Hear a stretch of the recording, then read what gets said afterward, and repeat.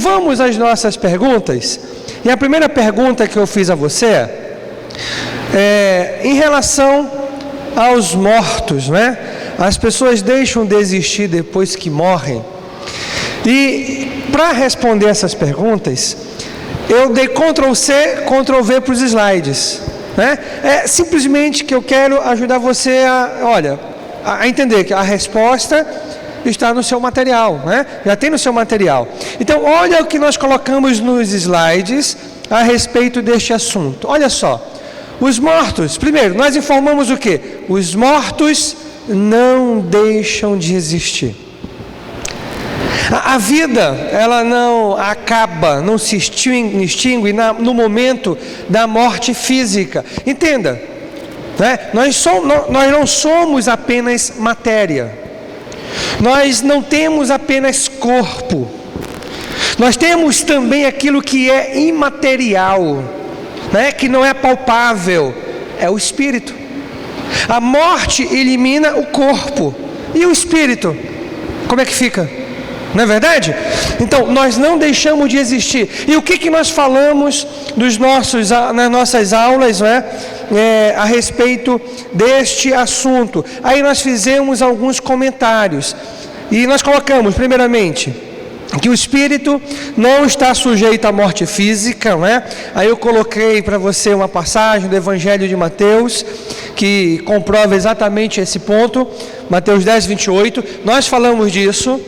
Nós colocamos também um detalhe importante, o fato de lá em 1 Tessalonicenses, capítulo 4, o apóstolo Paulo faz uma associação. Irmãos, eu não quero que vocês sejam ignorantes em relação aos que dormem. Por que é importante bater nesse ponto? Porque tanto a doutrina adventista quanto o testemunho de Jeová, e aí eu quero abrir um parênteses para você muito importante. Eu não considero testemunho de Jeová cristão, tá? Não considero. Por que, pastor, o senhor não considera? Porque eles não creem que Jesus Cristo é Deus. Só por isso. E a base do cristianismo é crer que Jesus é Deus, veio a este mundo, deu a sua vida por nós, morreu em nosso lugar. Essa é a base, né? Então eles não creem nisso. Tanto eles quanto os adventistas acreditam que quando as pessoas morrem, elas entram num estado de permanente sono. O que o apóstolo Paulo está fazendo é uma analogia. O que ele quer dizer? Olha, estão dormindo, ou seja, em relação ao corpo, à matéria. Assim como a pessoa desperta de um sono, nós iremos no corpo, no nosso corpo, ressuscitar. É essa analogia que ele faz ao despertar. Vamos ressuscitar, tornar vivo novamente, e isso vai acontecer. Não esqueça que eu comentei a respeito da segunda morte, não é? E eu expliquei para você o que era aquela segunda morte que é mencionada no livro de Apocalipse. E para que as pessoas experimentem a segunda morte, elas precisam o quê? Tornarem vivas novamente. Ressuscitar. Como vai morrer pela segunda vez se não ressuscitou, né? Então aquela é a segunda morte mencionada. Outro ponto que eu falei a respeito que os mortos não deixam de existir. Aí eu dei alguns exemplos. Primeiro, Moisés. Moisés não deixou de existir, né? Moisés não deixou de existir depois que morreu. Outro exemplo que eu dei, os habitantes de Sodoma e Gomorra, né? Não deixaram de existir depois da morte. Inclusive faz menção a respeito dele lá no livro de Judas, e nós olhamos na semana passada.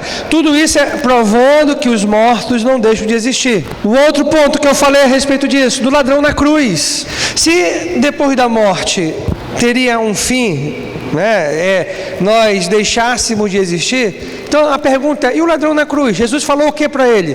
Hoje mesmo estarás comigo no paraíso. Né? Se falou isso é porque naquele dia ele estaria no paraíso com Jesus e não deixaria de existir. Um outro ponto também que nós falamos, a ressurreição mostra que os mortos não deixam de existir, né? Mostra exatamente isso, que os mortos não deixam de existir. O corpo vai ressuscitar, mas o espírito vai estar num de dois lugares. E aí foi o último ponto que eu abordei sobre esse assunto, que o fato de algumas pessoas não serem salvas, isso não quer dizer que elas deixam de existir. Nós iremos passar a nossa eternidade num de dois lugares. Então preste atenção, para você não se confundir. Os que morrem em Cristo vão para o céu. Essa é a segunda pergunta que vamos falar daqui a pouco. Os que morrem sem Cristo vão para o inferno. Isso é imediatamente, né? E nós vamos olhar daqui a pouco essas perguntas, essas respostas, e nós vamos verificar os versículos que conversamos a respeito destes assuntos na semana passada. E um detalhe importante: quando Jesus vier nos ares, os que morreram ressuscitarão primeiro, depois nós, os que ficarmos vivos. Não é isso que o apóstolo Paulo fala lá, quando escreve aos Tessalonicenses? Nós que ficarmos vivos, eu creio que nós, muitos de nós vamos ressuscitar, não vamos experimentar a morte. Nós que ficarmos vivos, ressuscitaremos. Aí você me pergunta um detalhe importante: pastor, e os mortos no inferno? O que vai acontecer com eles? O que você imagina? O que você imagina? Vai continuar no inferno. Até quando? Até o dia do trono branco, que é o julgamento, aquele julgamento apenas para mostrar a eles o motivo da condenação. Não é mais isso. Nós que ressuscitaremos e formos arrebatados, vamos passar antes do início do milênio pelo que? Tribunal de Cristo. O que é o tribunal de Cristo? Não é um tribunal condenatório. O tribunal de Cristo é um tribunal onde nós seremos recompensados, e vai passar aquilo, que está oculto, que ninguém viu, que você fez escondido e emitiu para todo mundo. Aí vai passar para todo mundo ver. Mas como? É inimaginável isso na velocidade do pensamento. De fato, o corpo, essa matéria, tem dificuldade de entender isso. Nós vamos ter um corpo diferente do que nós temos agora. Nós vamos ressuscitar.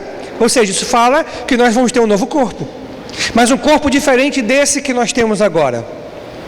Então vamos passar pelo tribunal de Cristo. E os que estão no inferno vão esperar o trono branco. Mas o trono branco é apenas vão ressuscitar, e depois de mostrar o motivo da condenação, a morte, o inferno, vão ser lançados aonde? No lago de fogo. E a Bíblia fala que essa é a segunda morte, não é? Aí não esqueça, a segunda morte, porque a primeira morte, o que é? A morte que nós herdamos de Adão e Eva. A separação de Deus com o homem. E essa segunda morte é porque depois de ressuscitarem, depois de estarem junto de Deus, vendo e ouvindo por que foram condenados, vão ser separados novamente, e agora de forma irreversível. Tudo bem? Porque aí entra aquela questão do livro de Apocalipse, que fala: a morte e o inferno foram lançados no lago de fogo, e essa é a segunda morte. Você nunca se perguntou não por que essa é a segunda morte? Não é uma coisa interessante? É porque a primeira morte, nós já nascemos mortos em nossos pecados e transgressões. Já nascemos mortos, consequência do pecado original, que foi a primeira morte. Separação é o desconectar. E a segunda morte é exatamente o fato que vai, pela segunda vez, desconectar, e de forma irreversível. Não tem mais chance. Porque a primeira morte tem chance. Tem chance ou não tem? Só entregar a vida ao senhorio de Cristo, que tudo muda. Não importa o que aconteceu. Porque a mente humana tem a tendência de imaginar a questão do inferno e olhar para essa possibilidade como uma contradição ao amor divino. Não é contradição. O amor divino está no fato de Jesus ter vindo a este mundo, morrido por nossos pecados, e não há mais condenação para aqueles que estão ligados, aqueles que creem no Senhor Jesus. Não há mais condenação, não importa o que você fez, não importa o pecado que você cometeu, quando você entrega a sua vida ao senhorio de Cristo, todos os seus pecados são perdoados. Ponto. Você quer amor maior do que esse? Você quer amor maior do que esse? Quando alguém mexe, quando alguém fere muito você, você consegue amar dessa forma? E você olhar para a pessoa, abraçar, tudo foi perdoado. O cara te enganou, o cara te traiu, criticou você, blasfemou contra você ali, falou que você não existia, que você era um inútil, não servia para nada, e agora pediu perdão de você. Aí você vai fazer como? Você vai, vem cá, eu estava esperando esse momento chegar. É isso que você faz? Eu te perdoo, mas tu fica aí que eu fico aqui, tá? Porque não é à toa que eu fico na minha. Está perdoado, mas cada um no seu lugar. Não, olha a misericórdia de Deus, o amor de Deus. Todos os pecados são apagados. Isso é o amor de Deus. E Deus ama tanto que enviou o seu Filho para que todo aquele, todos, indistintivamente, sem distinção, fossem alcançados pela salvação. Mas aqueles que não querem, vão para a condenação eterna. Então, a primeira resposta, esses slides que nós pegamos, ok? Tudo bem? Vamos para a segunda pergunta. E os que morrem com Cristo, né? E os justos vão para onde? Não é isso? Os salvos, quando morrem, vão para onde? Vamos ver se você vai responder corretamente. Responda isso para a pessoa que está ao seu lado. O que você colocou aí no seu papel?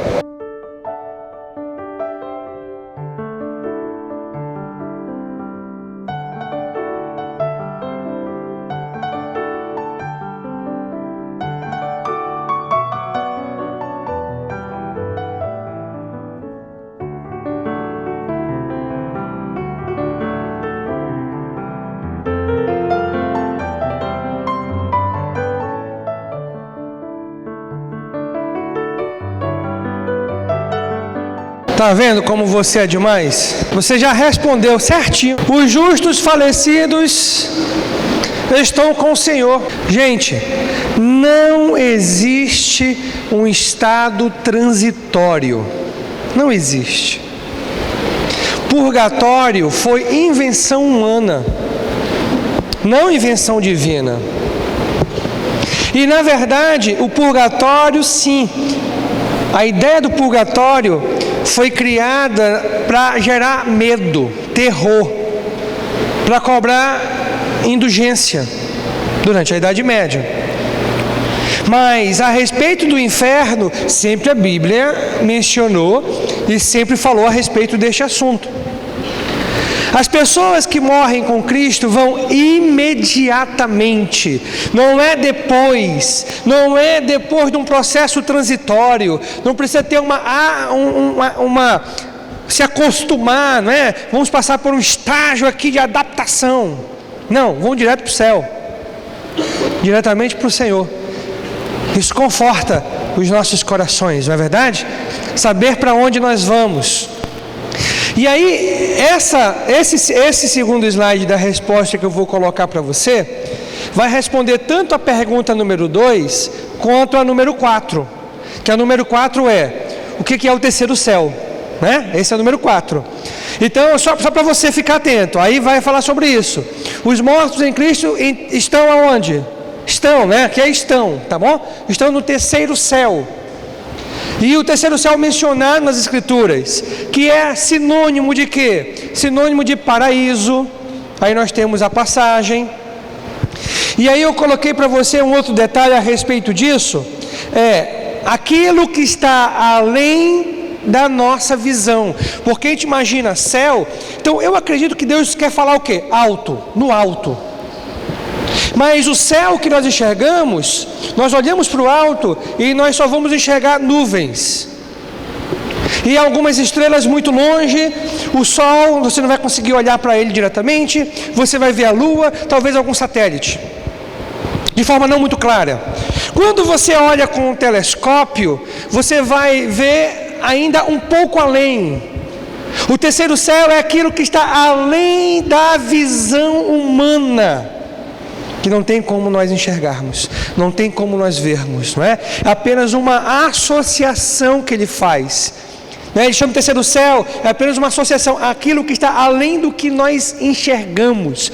É sinônimo de paraíso, também é sinônimo de seio de Abraão.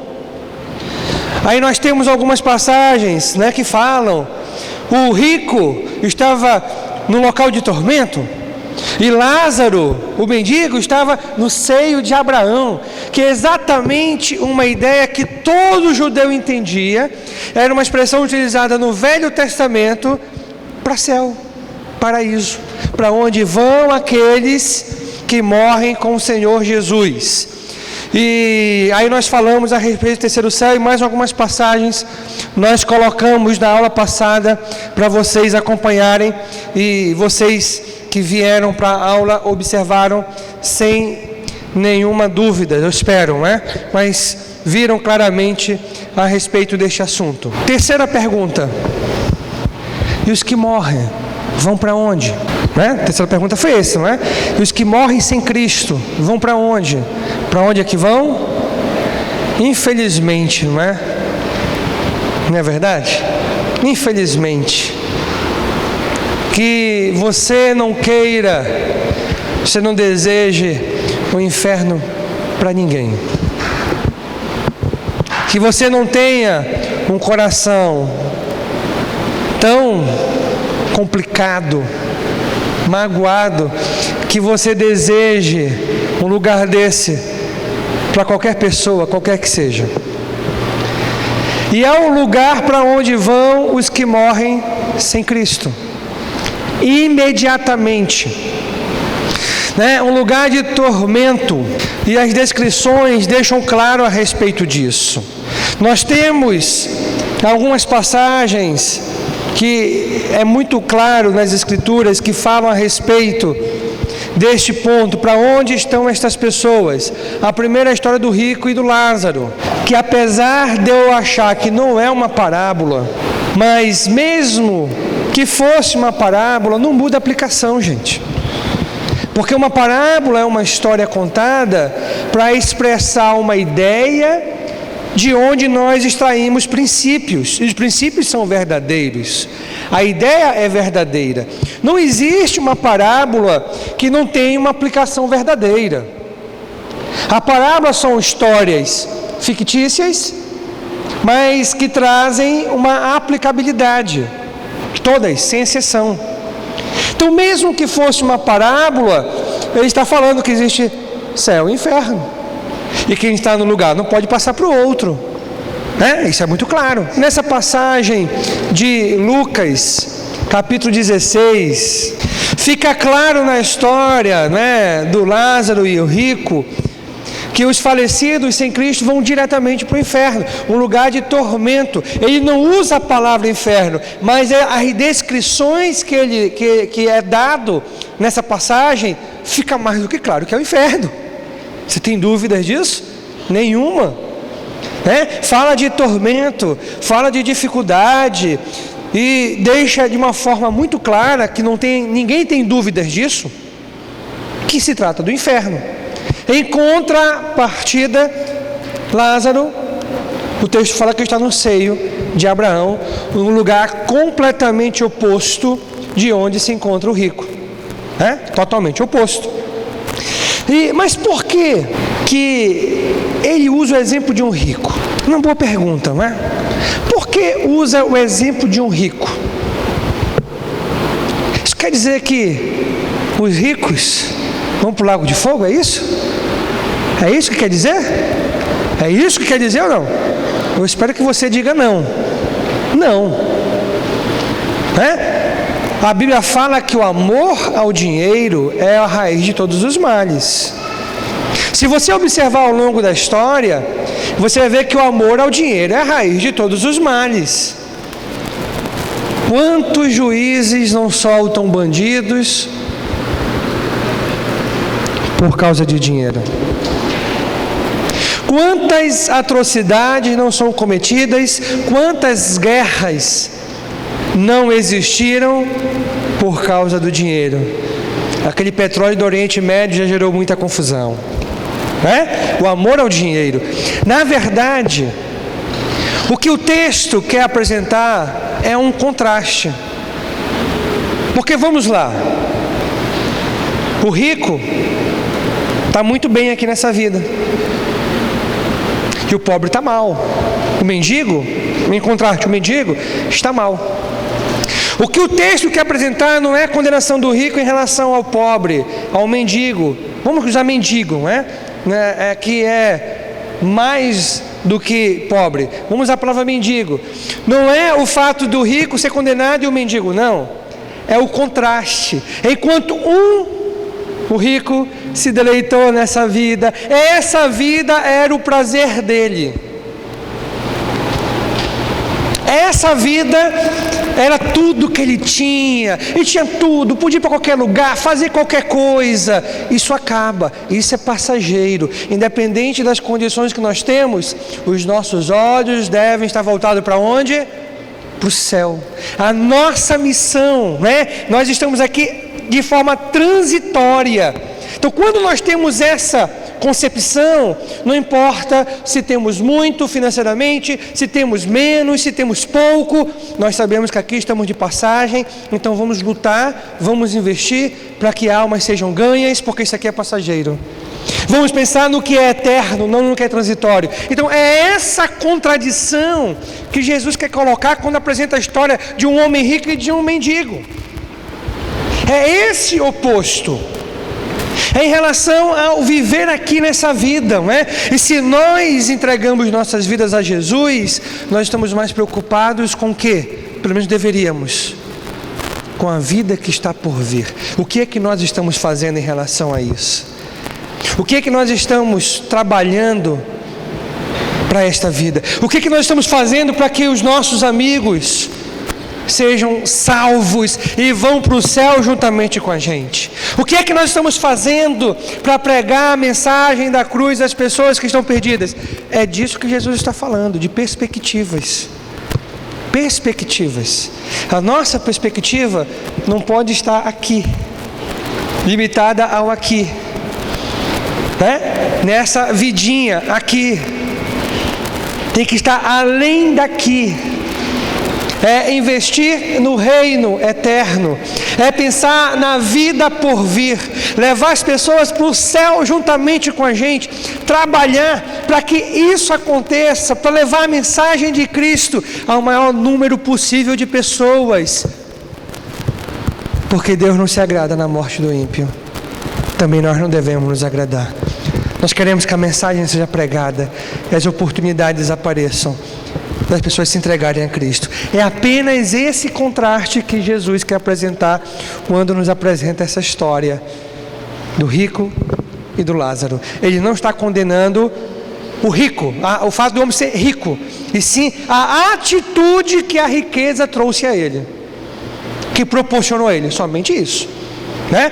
Porque se Deus abençoa você e Deus dá uma condição para você melhor, qual é o propósito de Deus ter feito isso? O porquê que Deus fez isso? Sim, tá, você vai tirar umas férias boas, todo mundo precisa, mas principalmente para você investir na eternidade. E você investe na eternidade quando você compartilha o que você tem com o seu próximo, não criando assistencialismo, não criando dependência.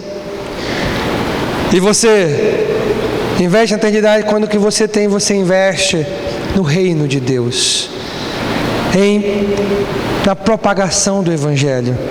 Aí você está investindo corretamente, né? Está investindo corretamente. E aí Deus trabalha com proporcionalidade. A oferta da viúva, não é? Que não tinha a última moeda. Proporcionalidade.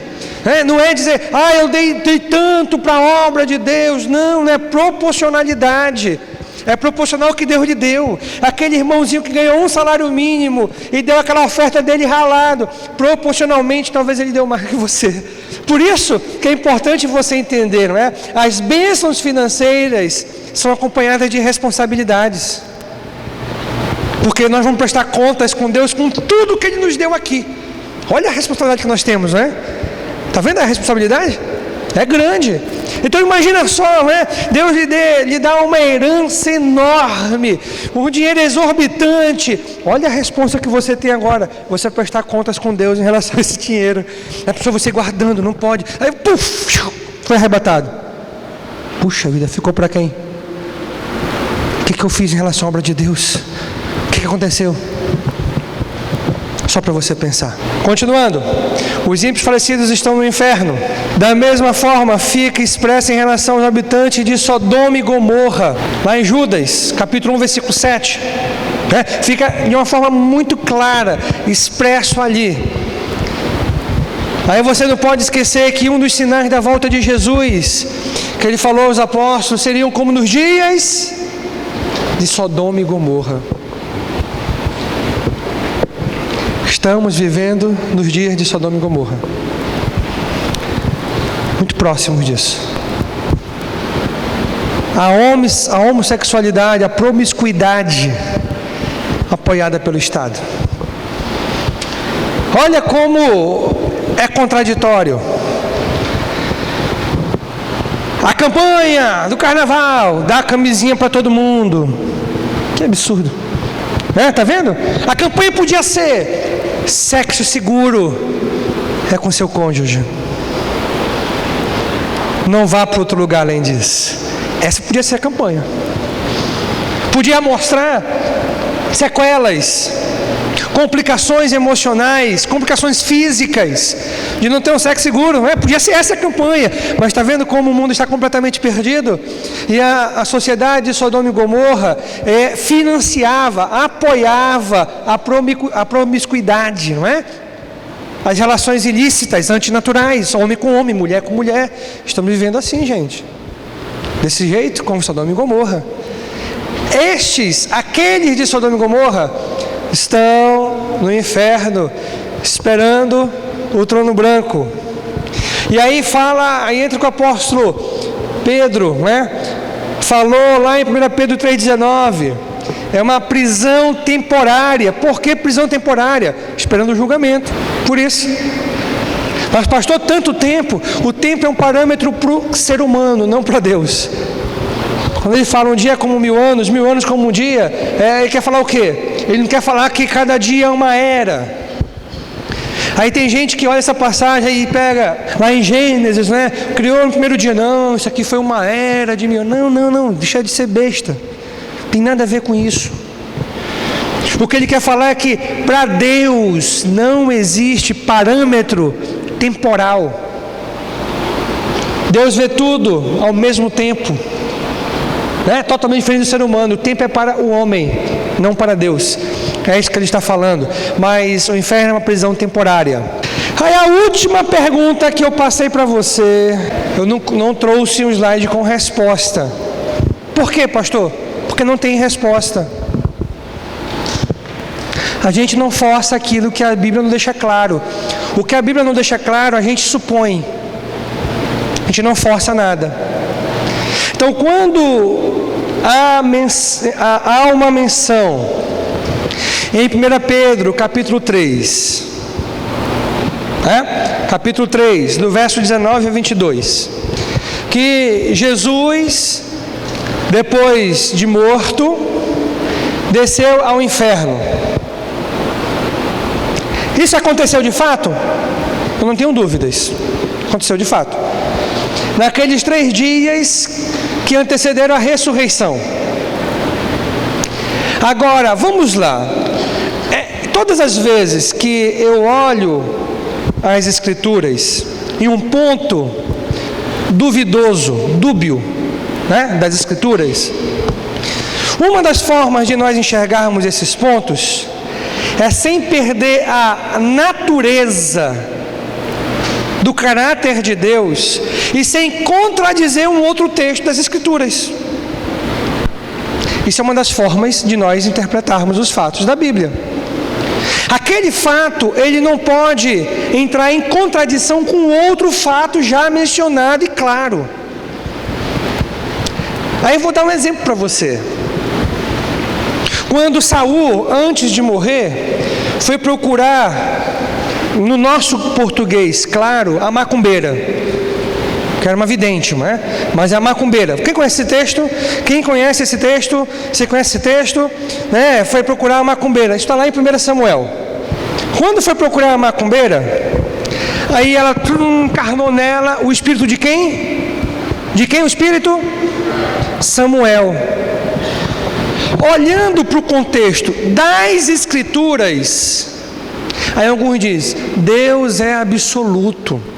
Deus faz e desfaz o que Ele quer. Não, Deus age baseado em parâmetros e em princípios. Se Deus fala, Deus não é como homem para voltar atrás no que disse. Esse é o ponto de partida que eu olho os textos duvidosos das Escrituras. Então, mesmo que o texto é um texto narrado, estou pegando um exemplo para você, tá? Depois eu vou tentar mostrar para vocês em 1 Pedro. O texto lá de Samuel é um texto narrativo, onde o autor está dizendo o que foi que aconteceu, o que foi que falaram para ele. Eu não acredito que aquela mulher encarnou nela o espírito de Samuel, porque se o Samuel está no céu, ele pode sair de lá? Não. Não pode sair. Na verdade, o diabo se passou por Samuel. Foi isso que aconteceu. Não foi outra coisa. Vamos trazer isso agora para 1 Pedro. Então, por que eu digo que lá não era Samuel? Porque nas Escrituras, Deus abomina aquela atitude. Se Deus abomina aquela atitude já no Velho Testamento, de forma nenhuma que ele poderia ser Samuel. Tudo bem? Da mesma forma, a filha daquele juiz, eu estou tentando lembrar o nome dele agora, quando ele prometeu, o primeiro que me encontrou na cidade, devido à vitória que teve, não é? Eu vou oferecer ao Senhor em sacrifício. Você lembra dessa história? Quem conhece essa passagem? Você conhece essa passagem? Agora deu um branco o nome do juiz. Qual era? Jefté, obrigado, Jefté. Aí quando saiu esse encontro, veio quem? A filha dele. Aí ele já tinha falado o que ia fazer, não podia voltar atrás. Pastor, ele sacrificou a filha dele? Ou não? Sacrificou. O bicho foi tão leso que sacrificou. Mas Deus apoiou aquilo? Não, gente. Não é porque está na Bíblia que Deus apoiou. Está apenas sendo narrado aquilo que aconteceu. Lá não tem um julgamento. E Deus ficou satisfeito com a atitude de Jefté. Tem esse julgamento? Não. Mas também não tem, pastor, e Deus não ficou satisfeito. A pessoa que estava escrevendo, talvez ela tinha dúvidas.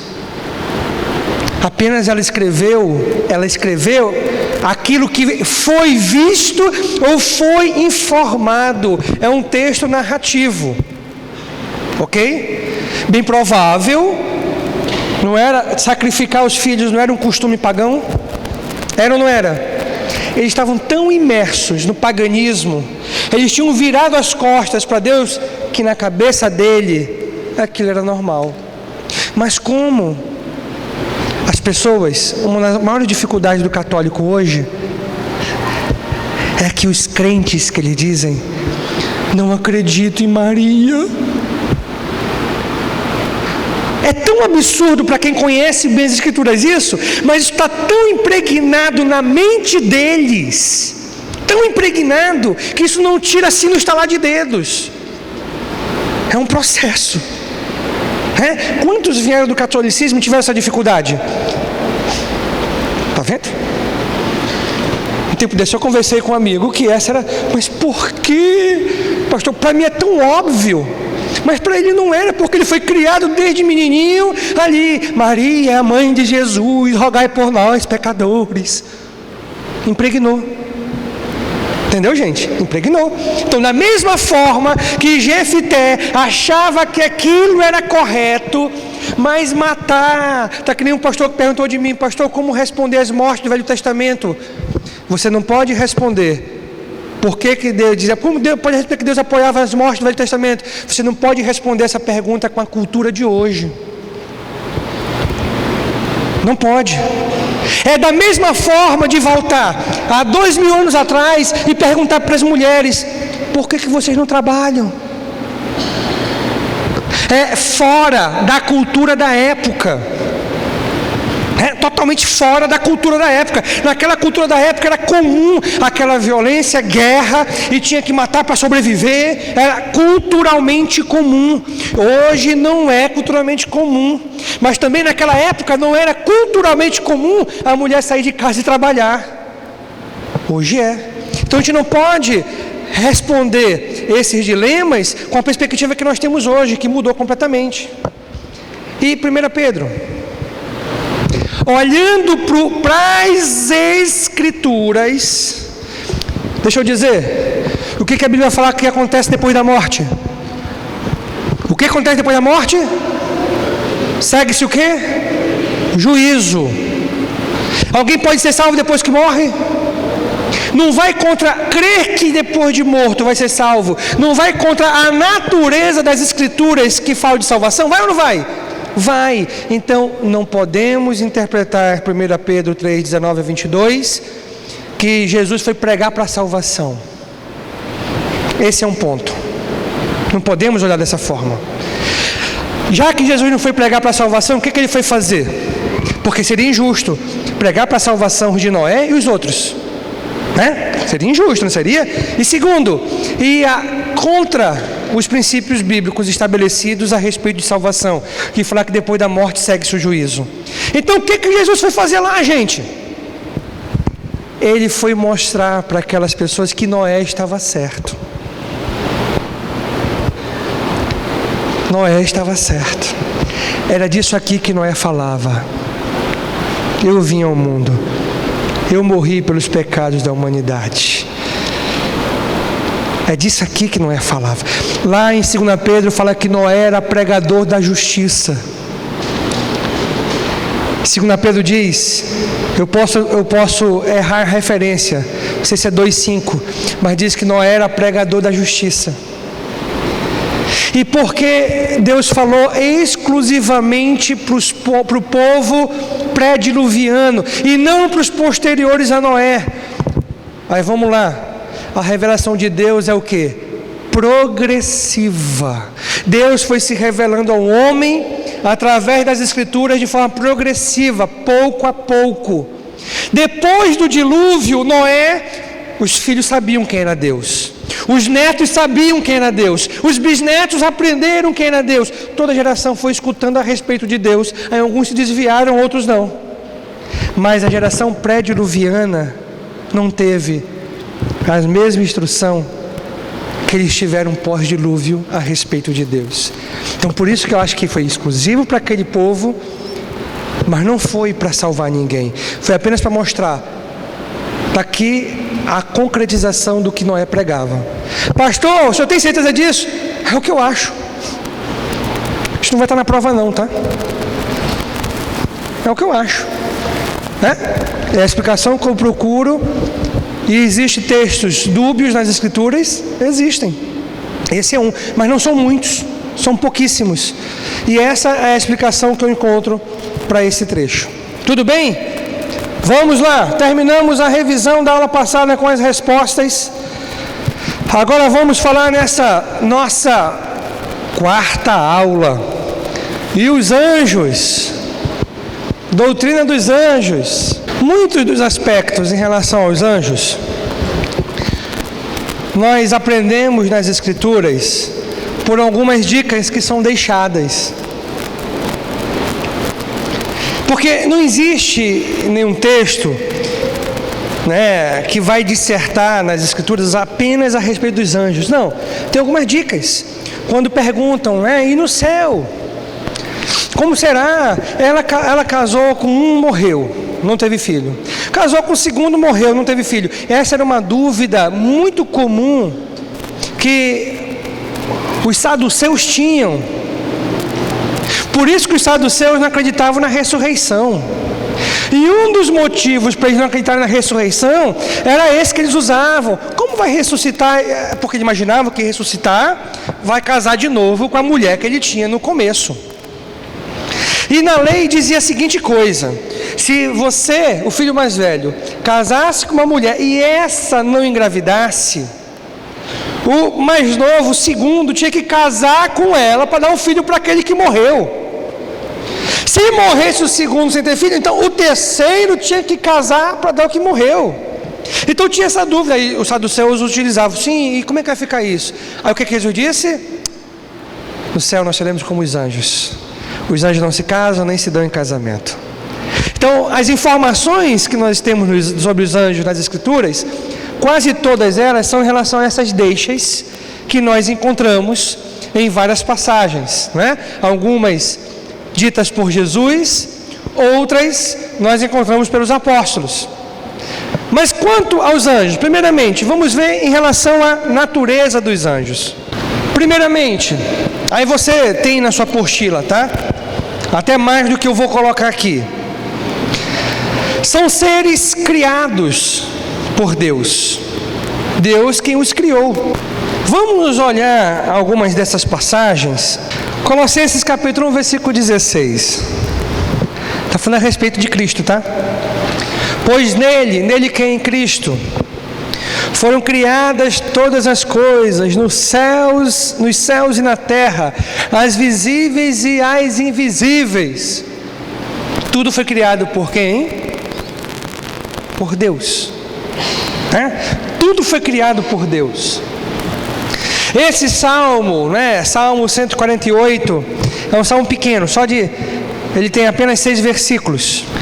E do versículo 1 ao 5, é um salmo de louvor. Olha o que ele diz: aleluia, louvem o Senhor desde os céus, louvem-no nas alturas, louvem-no todos os seus anjos, louvem-no todos os seus exércitos celestiais, louvem-no o sol, a lua, louvem-no todas as estrelas cintilantes, louvem-no nos mais altos céus e as águas acima do firmamento. Louvem todos eles o nome do Senhor, pois ordenou e eles foram criados. Então, os anjos, eles foram criados por Deus. Tanto os bons quanto os maus? Sim ou não? Sim. Sim. Mas pastor, como é que Deus poderia ter criado os anjos bons e depois os que se rebelaram, se Deus é onisciente e sabia de tudo que viria a acontecer? Da mesma forma, Deus criou o ser humano, e alguns se rebelaram e outros não. A livre escolha. Deus criou tudo com liberdade de escolha, o livre-arbítrio. Esse é um parâmetro. Porque Deus criou tudo para que o louvasse. Mas Deus não vai obrigar ninguém a fazer isso. A Bíblia fala que Deus não se agrada com a morte do ímpio. Por quê? Vai para o inferno, por isso. Mas Deus não quer que vá, mas Ele não vai obrigar a ir para o céu. As escolhas nós é que tomamos, né? Então, primeiramente, foi criado por Deus. Letra B, a sua natureza. São seres espirituais. Não tem matéria como a gente. Não tem matéria. Olhe comigo Hebreus capítulo 1, versículo 14. Os anjos não são todos eles espíritos ministradores? Pronto, não precisa nem continuar. Espíritos. Eles não possuem matéria. E aí quando você observa, os anjos aparecendo, quando apareceu lá a Abraão, foi na forma humana.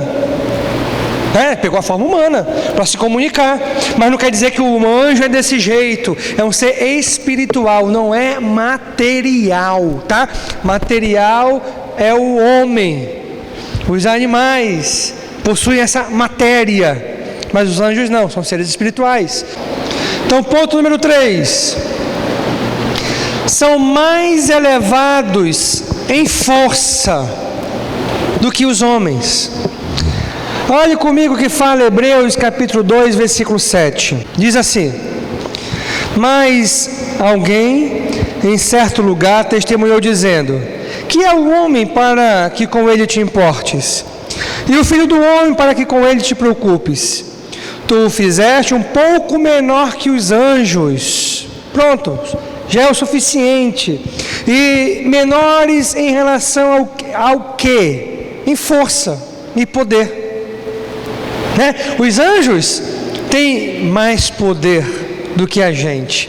É interessante que lá em 2 Pedro, capítulo 2, verso 11, quando Pedro está falando a respeito dos falsos mestres, né?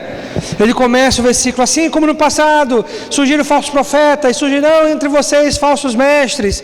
Aí ele vai dar as características dos falsos mestres. No versículo 11 do capítulo 2, ele fala a seguinte coisa: olha, em relação aos anjos, ó, contudo nem os anjos, embora sendo maiores em força e poder, fazem acusações injuriosas contra aqueles seres na presença do Senhor. Né? Ele está falando em relação aos falsos mestres que brincam com o diabo, entrevistam o diabo, diz que ele está falando. E quando ele fala a respeito dessa situação, ele fala: nem anjos, que são mais poderosos do que o homem, que têm mais força do que o ser humano, fazem isso. Então os anjos, eles são maiores em força e poder, né?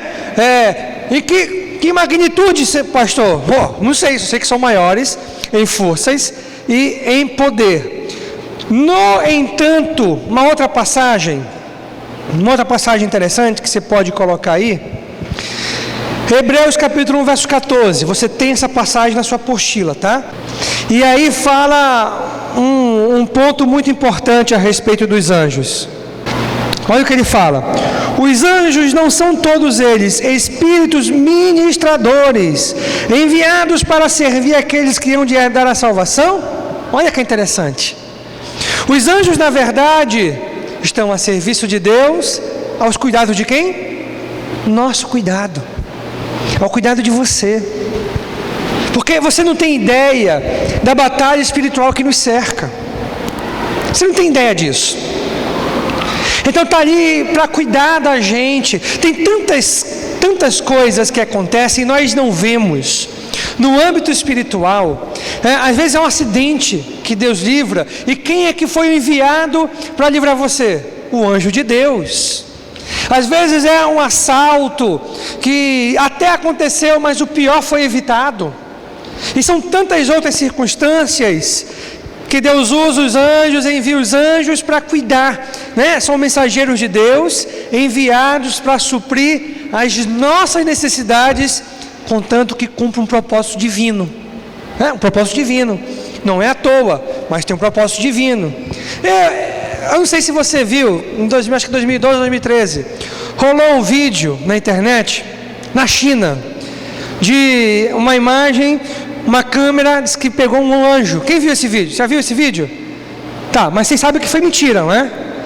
Inclusive o Fantástico desvendou o caso e mostrou que na verdade eram junções de filmagens, mostrando que na verdade era uma gravação, uma montagem.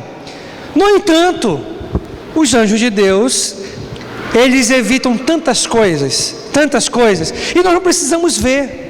Isso é uma coisa importante. Nós temos que crer na palavra. Deus falou, ponto final.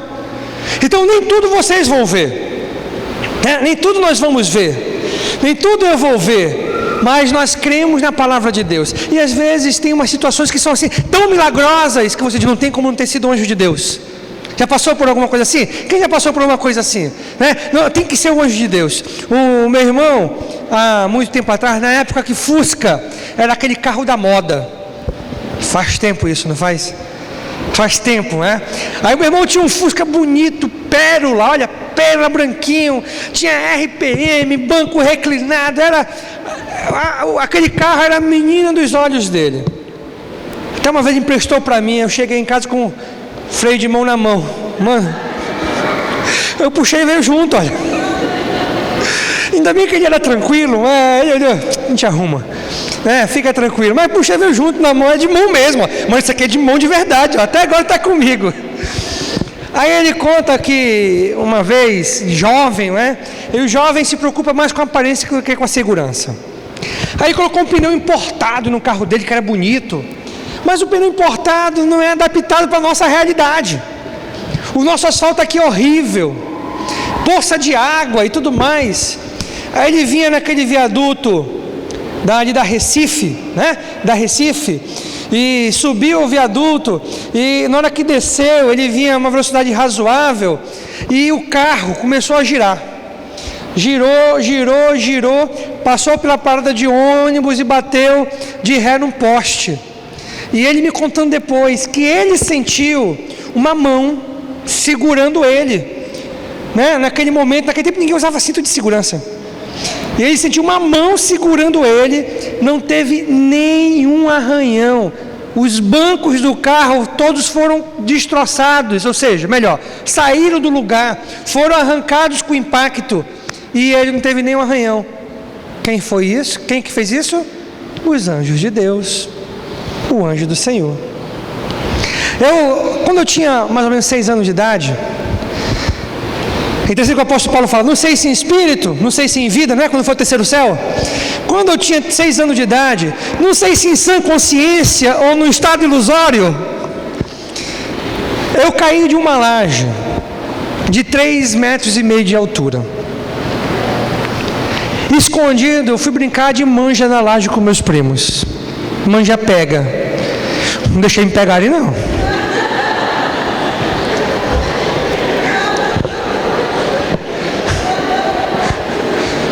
Deixei me pegarem, não.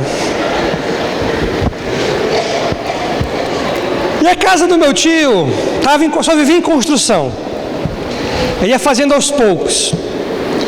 E na parte de baixo tinha uns blocos de pedra. Naquele tempo não existia pedra brita, nem seixo. Era em bloco, tinha que quebrar. Aquilo, meu amigo, é o pior castigo que podia ter. Olha, eu quebrei muita pedra naquele tempo. Eram umas pedras em bloco que tinha que quebrar. E ele tinha movimentado lá, aí ficou, tinha um vergalhão enfiado na terra, tinha pedra e um pouquinho de areia. Quando eu caí, a minha cabeça encaixou certinho entre os blocos de pedra. Por isso que eu sou meio perturbado, eu acho. Os blocos, está explicado, agora você entendeu, está explicado. Os blocos de pedra, o ferro em pé afiado, a minha cabeça encaixou certinho de lado. Eu desmaiei umas 5 vezes nesse dia. Eu tinha de 6 para 7 anos de idade. Eu não sei se em sã consciência ou meio perturbado. Quando eu caí, eu vi uma asa, como essas asas de anjo que a gente vê, uma asa de anjo que a gente vê. Pode ter sido o anjo de Deus me protegendo naquele momento, porque não tinha chegado a minha hora, Mas os anjos são ministros de Deus enviados para o nosso cuidado, viu, gente? Não esqueça disso, para o nosso cuidado. Aí tem algumas outras coisas na sua apostila que você vai completando na sua casa, para a gente poder correr e continuar. Letra D, olha só, Mateus 22, verso 30. Eu já mencionei esse texto para você hoje. Olha o que diz: na ressurreição, as pessoas não se casam nem se dão em casamento, mas são como os anjos no céu. O que ele quer dizer com isso? Eu conheço uma pessoa muito coerente nas suas palavras, que ele tem uma visão diferente da minha. Ele acredita que quando fala esse texto, fala apenas de casamento, que nós não iremos nos casar, mas ele acredita que nós teremos sexualidade no céu. Eu acredito particularmente que Deus está falando o quê? Não teremos sexo. O anjo tem sexo? Minha anja, não existe anja, pelo amor de Deus, Tem aquela brincadeira do amigo anjo, minha amiga anja. Ela falando, não tem anja, Anjo é uma palavra por si só e não flexiona em gênero. Então eu acredito que nós seremos como os anjos, ou seja, não, os anjos não têm sexo. E eu particularmente acredito que sexo é uma necessidade física, principalmente para a procriação que Deus colocou, né? E imagina só, é tão difícil criar um menino, é tão complicado criar uma criança. Imagina se a questão da sexualidade fosse uma coisa ruim, não sentisse nada de bom, né? Aí imagina, eu quero saber de ter filho, Deus me livre, né? Pelo menos assim, né? Deus fez com que fosse algo diferente, agradável num casamento e para gerar filhos, né? E é assim, é esse o propósito. Então eu acredito que aqui está falando Jesus que nós não teremos sexo quando nós estivermos no céu. Outra questão quanto à natureza dos anjos. Aí tem também na sua apostila, Lucas capítulo 20, versículo 36. E não podem mais morrer, pois são como os anjos. São filhos de Deus, visto que são filhos da ressurreição. Os anjos são imortais também. Na verdade, a parte espiritual, ela não morre, né? Aí você me pergunta, e os anjos decaídos, pastor, aqueles que se rebelaram contra Deus, vão passar a eternidade no lago de fogo. É lá que eles vão passar a eternidade, no lago de fogo, né? Aqueles que se rebelaram, juntamente com todos aqueles que não se entregam a Jesus Cristo de coração, não abrem suas vidas para o senhorio de Jesus, tá? Então os anjos também são imortais. A segunda parte da nossa aula, nós vamos falar a respeito do emprego, né? Em que momento aparece nas Escrituras, como nós olhamos o emprego dos anjos na palavra de Deus, qual é o propósito, o que eles estão fazendo, e detalhes semelhantes a esse. Olha algumas coisas bem interessantes. Quando fala a respeito dos anjos, um detalhe interessante, olha o que fala lá em Lucas 15, 7 e 10. Olha o que ele diz: eu lhe digo que da mesma forma haverá mais alegria no céu por um pecador que se arrepende do que por 99 justos que não precisam arrepender-se. Verso 10: eu lhe digo que da mesma forma há alegria na presença dos anjos de Deus por um pecador que se arrepende. Olha que interessante, eles se alegram com salvação.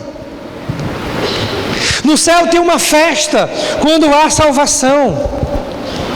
E quando você contribui, né, para uma apresentação dessa que nós vamos ter, que você ajuda, que você se esforça, que você vem limpar, que você deixa o seu feriado, aquele feriado seu, na sexta-feira, dia 20 é feriado, não para a gente. Para a gente é dia de boas notícias. Para a gente é dia de salvação. E para cada alma que se salvar, gente, não precisa estar apresentando. Se você está ajudando, você está contribuindo para que haja alegria nos céus por uma alma que se salva, né? E os anjos se alegram quando há salvação. Esse é o B da sua apostila, tá? Eu estou botando aquilo que é mais direto. Esse é o B da sua apostila. Outra passagem, nós já até citamos essa outra parte que eu vou falar, mas eu vou botar uma outra passagem diferente. Outra passagem, Salmo 34, verso 7. Olha o que diz: o anjo do Senhor é sentinela. Sentinela é vigia.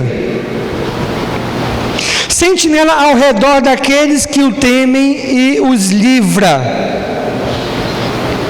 Está falando sobre o anjo de Deus, sentinela, ou seja, eles ministram aos salvos. Aí nós falamos já no ponto anterior em relação a essa especificação, né?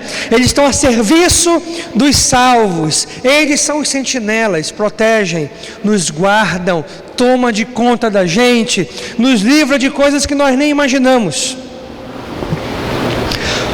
Outra especificação a respeito dos anjos, E agora vai estar na letra D, tá? Na letra D da sua apostila, aqui é a letra C. São mensageiros de Deus aos homens.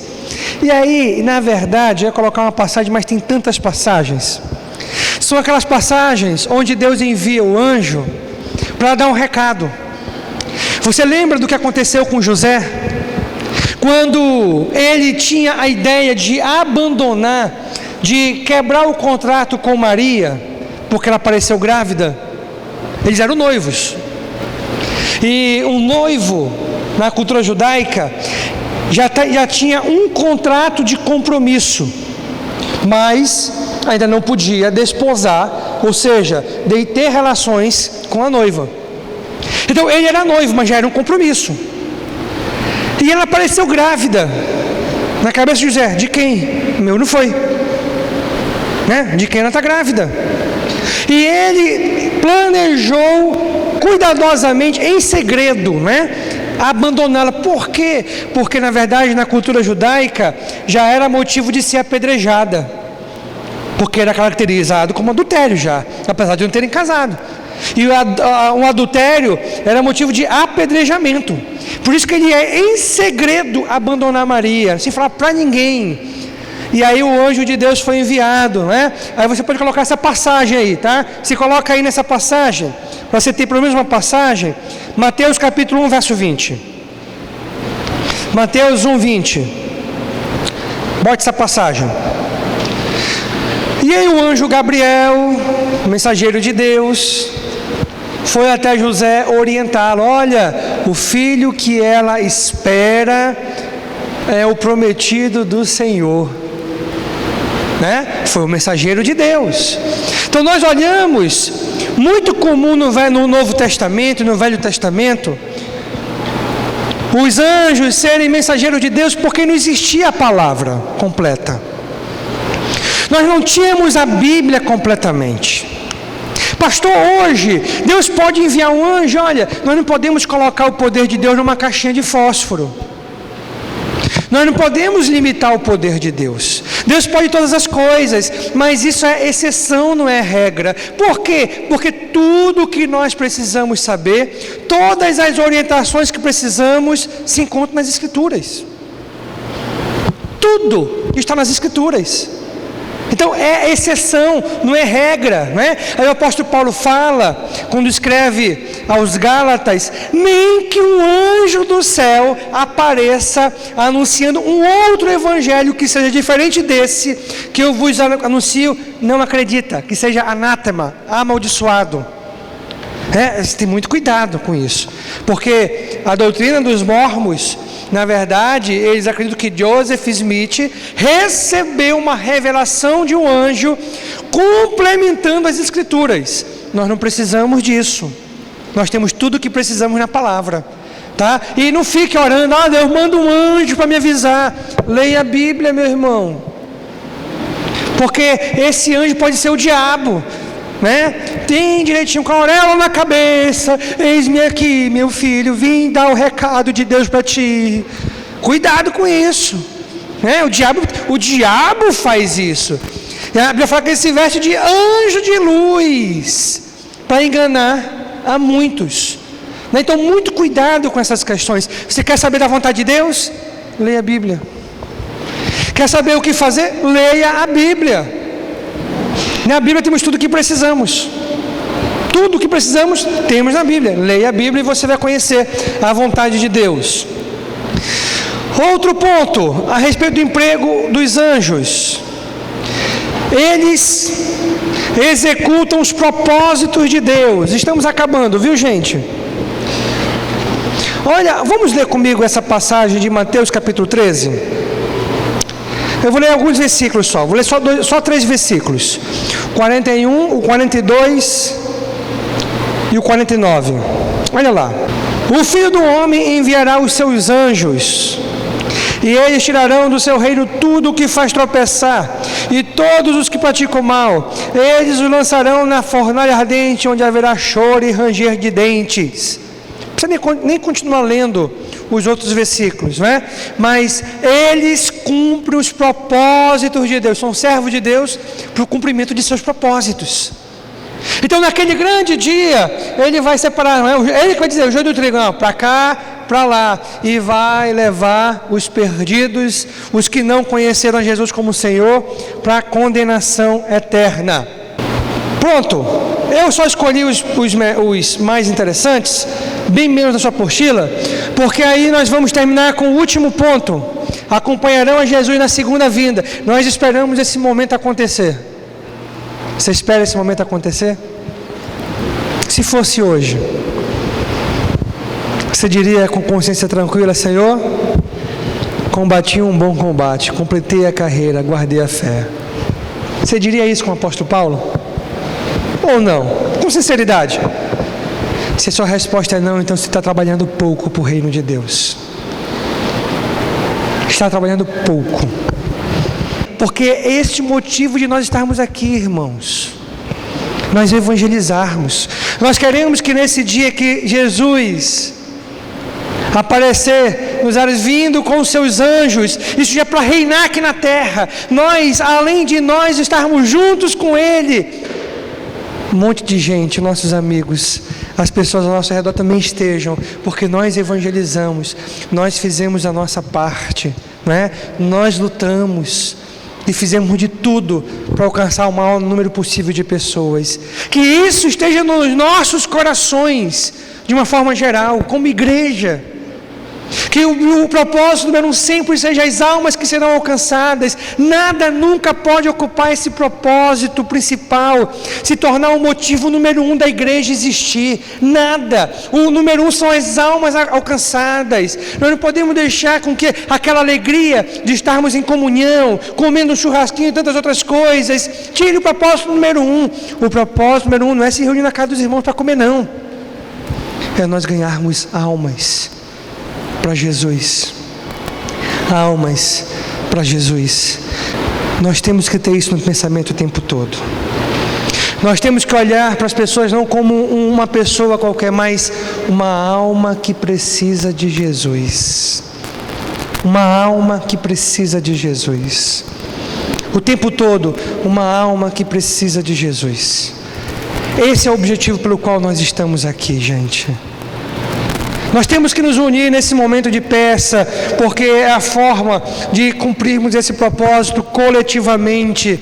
Uma alma que precisa de Jesus, porque nós queremos que quando Jesus voltar com seus anjos, não apenas você, eu, mas aqueles que estão ao nosso redor, debaixo da nossa influência, os nossos parentes, os nossos amigos, os nossos vizinhos também estejam com a gente. Você quer isso? Você quer? Então vamos trabalhar. Tarefa. Tem o terceiro ponto que eu não vou falar, mas está na apostila. Semana que vem a gente fala. Tarefa. Um fato importante. Existe anjo da guarda? Não. Mas como explicar essas duas passagens? Isso vai servir de tarefa para casa, tá? Essas 3 perguntas. Então pronto. Tudo bem, gente?